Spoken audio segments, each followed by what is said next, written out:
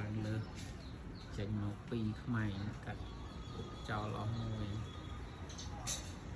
នេះចង់ឲ្យធំផ្លែចង់បានតែមួយបាននឹងចេញមកធំក្តាប់មកច្រើនតែខ្លះទៅចេញក្តាប់តូចពេកកាត់តន់បានចេញតាំងពីគល់ទៅនេះបងប្អូនសម្រាប់ផ្លែនេះផ្លែឈ្មោលផ្លែអត់បាំងកាង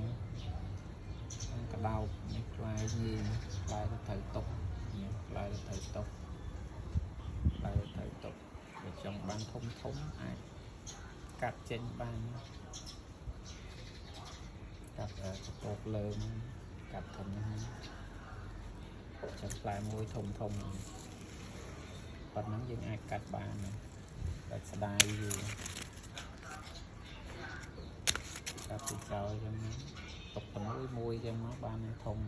តែនេះនៅទៅពេកយើងកាត់មិនទាន់បាន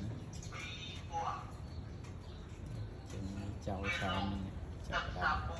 តាមគល់ទៅខាងលើទុកតែមួយកាត់ចេញអស់នៅលើឈោងដល់គេអាយឡើងកាត់វាអត់ការទេស្លាប់វាចាក់ខ្លួនល្មមចេញមកច្រើនទៀតនឹងចេះមើលផ្លែវាដែរផ្លែរឿងអឡងហ្នឹងគឺផ្លែអត់កាន់ទេខាងលើនោះវាចេញពកមក3ខ្ពស់អត់បានឡើងផ្លែ2ឥឡូវចេញពកមកមួយទៀតអត់បានកាត់ហ្នឹងឡើង3អត់ប្រយោជន៍ផ្លែដេញដល់លើឈុំដល់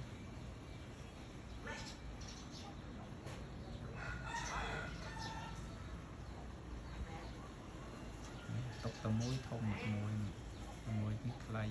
ខាងលើ